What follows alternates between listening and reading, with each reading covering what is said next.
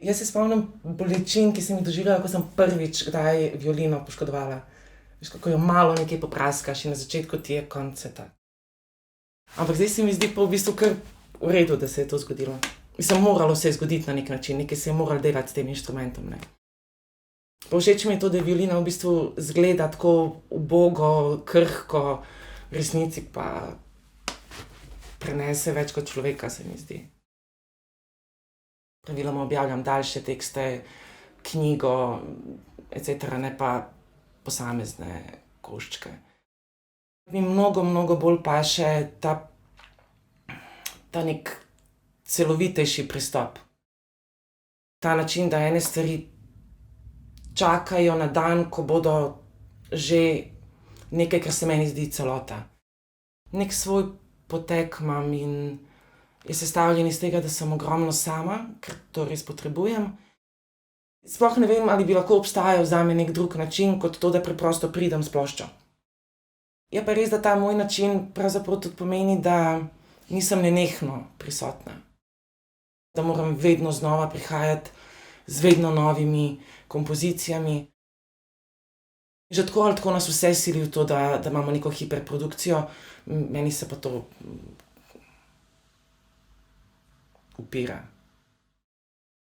Celo nagnusno mi je včasih, glede na to, da to hoče v bistvu sistem okoli nas. Da ves čas nekaj novega, ves čas. Zdaj recimo pri tej zadnji plošči Gospa tega v realnosti ni, to recimo vidim, a ne. Mi je bilo v interesu posneti jo sama, skratka celo delo narediti sama. Ne želim pa si biti še naprej v bistvu izvajalka tega dela. Meni se je nekje zaključilo s tem, ko sem ga naredila, posnela, ne samo napisala, ampak tudi posnela, a ne. Seveda bi si želela, da to delo živi še naprej. Ker se mi brez neke lažne skromnosti zdi zelo dobro. Jaz sem nehala igrati z enega dneva na drugega, zaradi bolezni, ampak to zdaj ni relevantno sploh. In potem je ta violina bila tam, jaz naj ne bi igrala, tudi nisem mogla. Jaz se nisem bila pripravljena odpovedati inštrumentu, lahko bi ga prodala. Ampak ne, tako res, raje bi ostala brez stanovanja, kot brez točno tega inštrumenta, ne violine kot takšne, ampak točno te. A sem zašla? Ne, nisem zašla.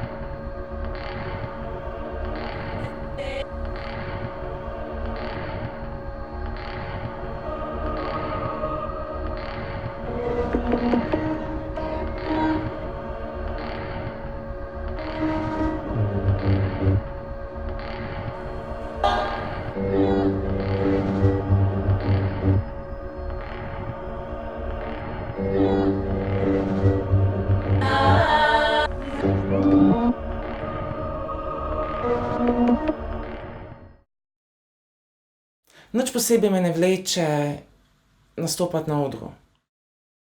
Ampak me zanima vse to, kar se dogaja bolj izven odra. Nimam tega, veš, glasbeniki pa pridejo ali pa pridete na oder, pa se ti nekaj tam zgodi. Meni se to nekaj zgodi pri samem pisanju ali pa koncipiranju dela. To neko približevanje samouničenju pravzaprav, ne, ke si skozi na tej neki meji.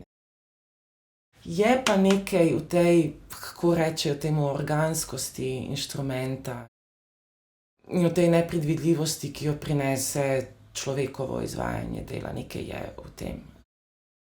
Pisanje tako čisto zaprtih del, ki izvajalcu, izvajalki ne omogočajo neke svobode iti po svoje, me niti ne zanimajo toliko. Ugotavljam, da ne, pa saj kdo bi se slepil, ne, saj potrebujemo druge ljudi, ne, saj, ne. Je pa neki en del tega procesa, kjer pa je ta drugi človek, kjer si ta drugi človek pravzaprav ti. In to je tudi kar divje. Kako se v bistvu sam sabo zmeniti, kaj še res kom drugim. Ker v končni fazi gre za to, da nekaj artikuliraš. Kakršnakoli misel že to je, lahko je to popolnoma konceptualno delo, lahko se ti zdi, da je prišlo iz nečesa, čemur pravijo navdih, čeprav okoli tega sem, kot veš, nekoliko skeptična. Pri pisanju, pa naj gre za kompozicije ali pa literarne tekste, se v bistvu moraš najprej sama sabo dogovoriti, kako sama sebi v bistvu nekaj pojasniti, skratka zartikulirati, ne. Ta proces, to je tisto, kar mene zanima. V resnici, če nočeš biti avtoritaren, nek absolutist, ne, pravzaprav moraš dopustiti, da se s tem delom zgodi nekaj, česar mogoče ti sploh nisi imel v mislih, nisi imela v mislih. Ampak saj točno to je tisto, kar moraš dopustiti, ne, da se zdaj nekaj s tem delom zgodi. Saj ne moreš nadzorovati vsega, saj to bi bilo nesmiselno, zakaj bi to sploh kdo hotel, a ne. Samuel Beckett je recimo bil tak primer, ker je skozi nekomu prepovedoval izvajati njegovo delo, ker da je to vse narobe. Ampak čemu potem vse skupaj sploh delati, in sploh dajati v svet, če želiš popolnoma to nadzorovati pri sebi. Potem pač lahko pišeš stvari in jih daješ v svoj predal. Ali pa konec koncev sploh ne rabiš zapisati, saj imaš glavo, da v njej hraniš, ne.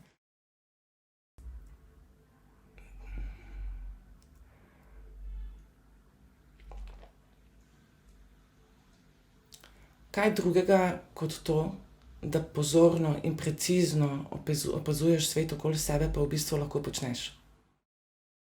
Če kdorkoli misli, da lahko ustvarja umetnost, brez da se ga tiče, kar poteka okoli njega, skratka, da to ustvarja avtonomno od sveta, v katerem živi, je naiven. Obravnavanje tega, čemur pravimo družba, precej ponesrečeno v bistvu, in umetniško ustvarjanje sta po mojem mnenju popolnoma neločljiva. Umetniki in umetnice, ki so mi najbolj zanimivi, se pokaže, da so tudi izjemni sociologi. To so ljudje, ki res precizno in s precej dvoma opazujejo stvari okoli sebe. Čudnosti sveta, skratka ljudi, vsi ti paradoksi, vsa ta nemogoča razmerja med ljudmi, vsa ta neka benevolentnost ali pa na drugi strani neka huda agresija. Mislim, to je skozi in skozi prežeto z raznimi afekti, z nekimi hudimi vrenji, tudi če se zdijo taka podtalna in izražena na precej subtilne načine. Ampak zakaj so tako izražena? Kaj pomeni to, kar jaz zdaj govorim? Pa se zdi, da je zelo jasno. Ampak ali se mi res razumemo? Seveda se ne razumemo. Ampak kako pa mislimo, da razumemo? Skratka, svet okoli nas se mi ne zdi, da je lahko kakorkoli ločen od umetniškega dela. Jaz pač to eksplicitno tudi povem.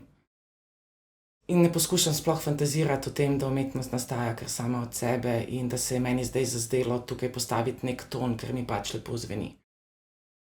Ker obstaja neko ozadje tega, zakaj pa meni nekaj v nekem obdobju tako lepo zveni, nekaj pa ne. Saj to pa je nenazadnje tudi zgodovina umetnosti, a ne. Pišem, karkoli že pišem iz določene pozicije, ki v tem svetu pač je pozicija ženske, kot nekega družbenega spola, ne biološkega. In se to potem odraža, kako drugače, kot pač kritično. Me razumete?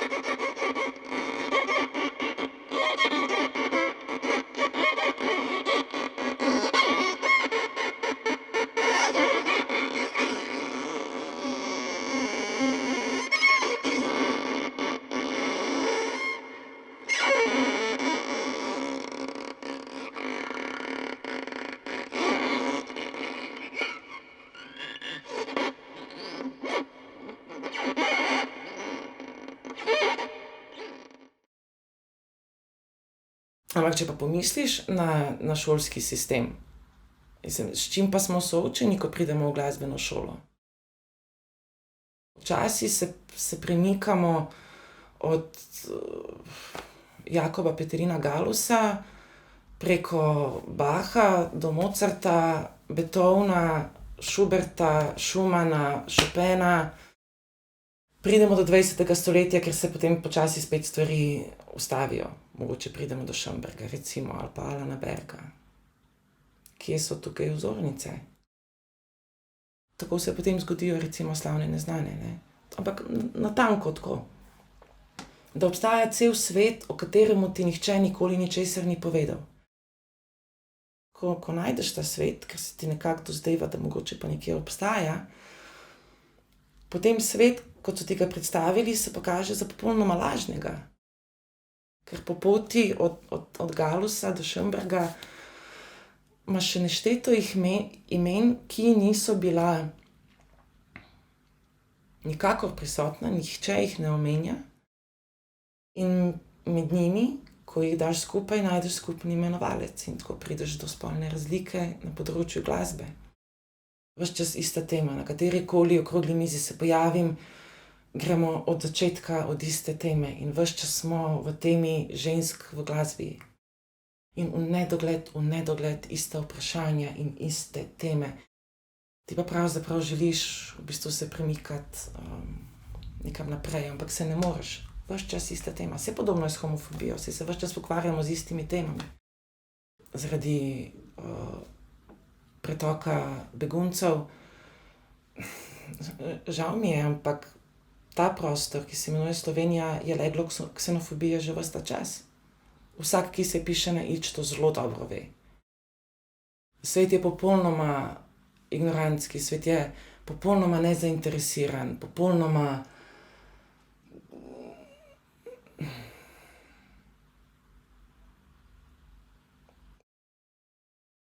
res je to, kar je Sartre rekel. Res so pekel drugi ljudje, res so. Skoraj da vsi sodelujejo v tem, v konstrukciji te groze.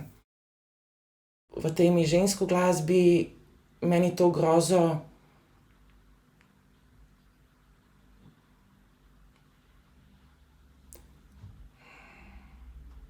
bom kar rekla, vse pogosteje predstavljajo prav ženske. Ja. Ampak ja, kje sva ostala?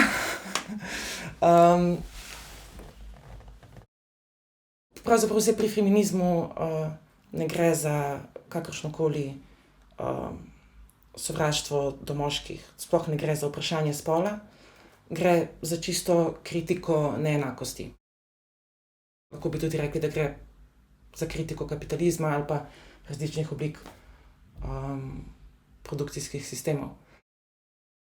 Mislim, jaz ne delam stvari zato, da bi spremenila svet. Mene prav briga za spreminjanje sveta. Stvari, ki jih dajemo ven, jih dajemo v javni prostor z razlogom. Ker se nam zdi nujno povedati svoj ugovor. Zdaj, kot je očitno iz mojega dela, imam teh ugovorov precej. Mi pravzaprav problem predstavljajo ljudje, tle bi lahko dala piko, ampak ljudje, ki mislijo, da so sfere življenja ločene med sabo. Da zdaj smo lahko 5 minut se pogovarjamo družbeno kritično ali pa celo aktivistično.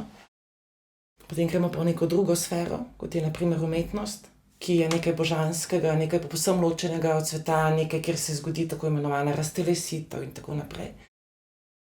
Meni umetnost ne predstavlja nobene sprostitve. Prav nasprotno. Nasprotno.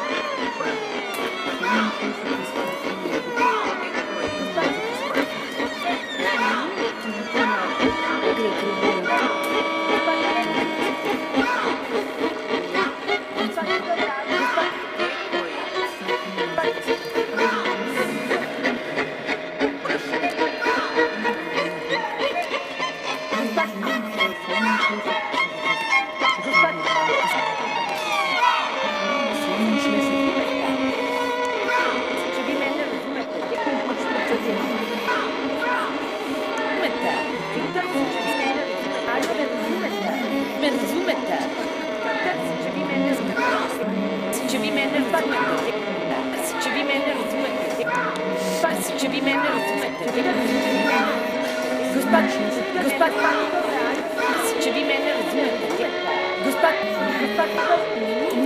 če vi mene, gospa, me razumete, gospa, če vi mene razumete, me razumete, če vi mene razumete,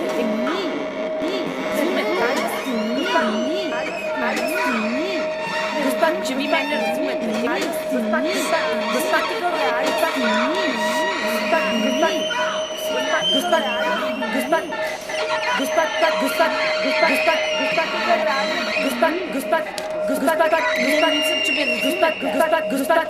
če vi mene razumete, tega gospa v realnosti ni. To pa ne, kako? Ne, saj ne obstaja ta nek specifičen jezik ženske, za razliko od specifičnega jezika moškega. Ma ne. Kje pa? Ne, sploh ne. Ne. Se pa lahko razkrijejo skozi poznavanje avtorja in avtorice neke specifične stvari, ki so jih želeli vpeljati v svoje delo, ampak da bi obstajal jezik kot tak specifičen, kje pa? Ne.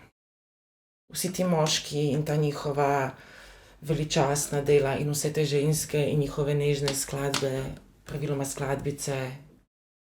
To je večinoma samo reproduciranje starih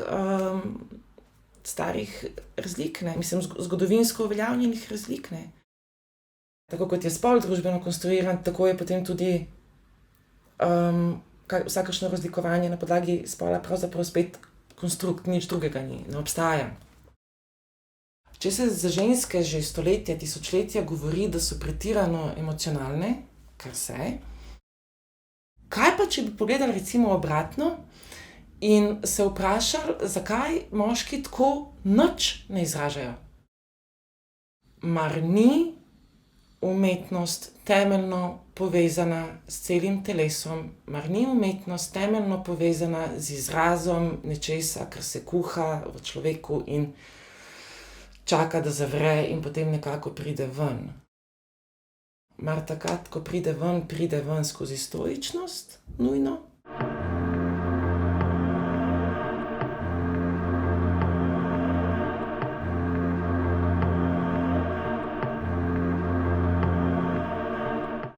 Meni se bolj pogosto to zgodi, da nisem prepričana, ali izvajalec ali izvajalka sam sebi verjame. Res se mi zdi, da se je skozi 20. stoletje kljub vsem intrigantnim stvareh, ki jih je prinesel modernizem in takratne tako imenovane avantgarde, pa zdaj danes vsa ta elektronika, ki je vstopila v umetniško ustvarjanje, konkretno v zvočne umetnosti, se mi zdi, da je nekoliko ohladila ljudi.